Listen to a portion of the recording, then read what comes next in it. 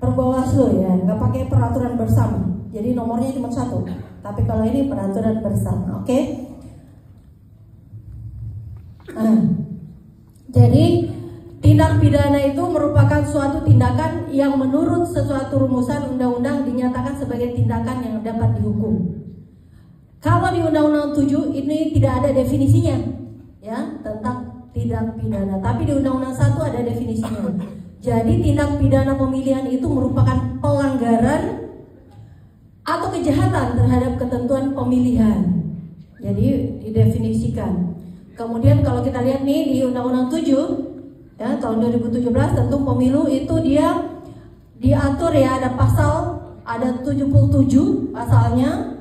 Sedangkan untuk di Undang-Undang 1 tahun 2015 itu ada 68 pasal yang terkait dengan undang-undang pemilihan, dari pasal 177 sampai dengan pasal 198A.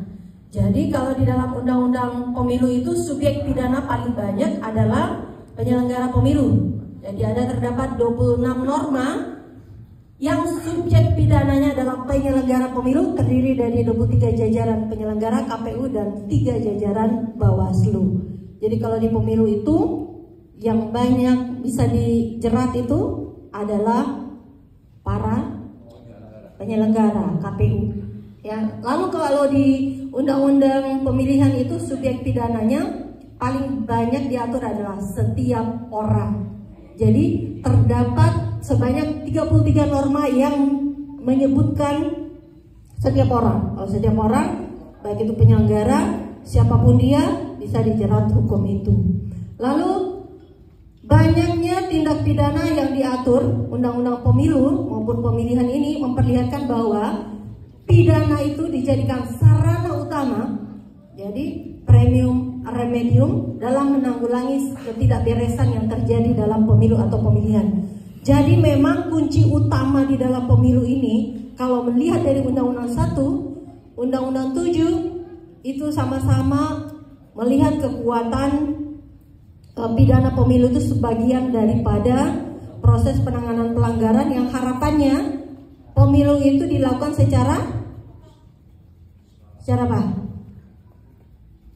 apa? Jurdil. Kan yang ingin dicapai itu jujur dan adil. Ya, itu gampang diucapkan, tapi dalam pelaksanaannya susah. Ya, adil. Nah, sama kalau Bapak Ibu nih pengen punya istri lagi, nah, ya kan? Mampu nggak berlaku adil? Mampu. Ngomongnya doang. Ya. Jadi ada yang kepengen rupanya di sini, ya. Jadi penanganan tindak pidana pemilu atau pemilihan itu Bawaslu menjadi pintu masuk. Ya, pintu masuknya itu ada di Bawaslu. Nggak langsung kan ke polisi, nggak langsung ke jaksa, dia melalui Bawaslu. Lalu peran Bawaslu itu melibatkan kepolisian, ya Gakumdu ya.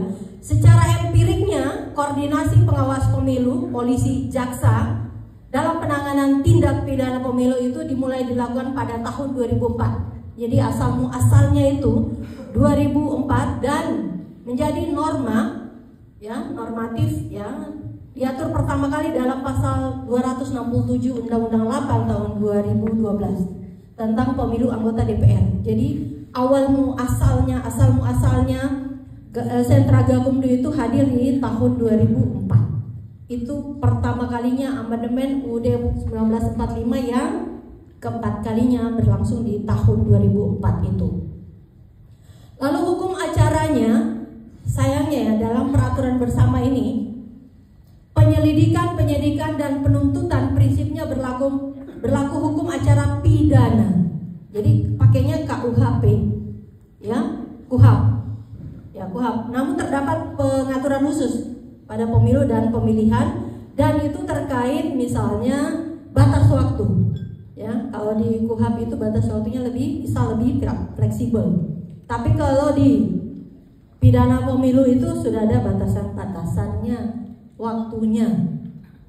Nah, kalau kita lihat sejarahnya tahun 2013-2014 ini sentra Gakumdu itu mulai diatur dalam pasal 267 Undang-Undang Nomor 8 Tahun 2012 tentang Pemilihan Umum Legislatif. Kemudian pembentukan sentra Gakumdu, nah, dia pakai nota kesepahaman bersama, ya, kesepakatan bersama. Kemudian di Gakumdu itu dibentuk bukan hanya untuk pileg, tetapi juga pilpres. Karena waktu itu pileg pilpres itu terpisah, beda ya. Kemudian dan pemilu kada. Jadi pola penanganannya diatur dalam SOP. Waktu itu berarti belum ada peraturan bersama, ya. Lalu Gakumdu dibentuk dengan tujuan menyamakan pemahaman dan pola penanganan tindak pidana pemilu. Jadi harapannya itu sebenarnya supaya sama. Nah, pertanyaannya, apakah sudah sama? Menurut teman-teman nih, Panwascam, sudah sama nggak? Antara polisi, jaksa, dan Bawaslu.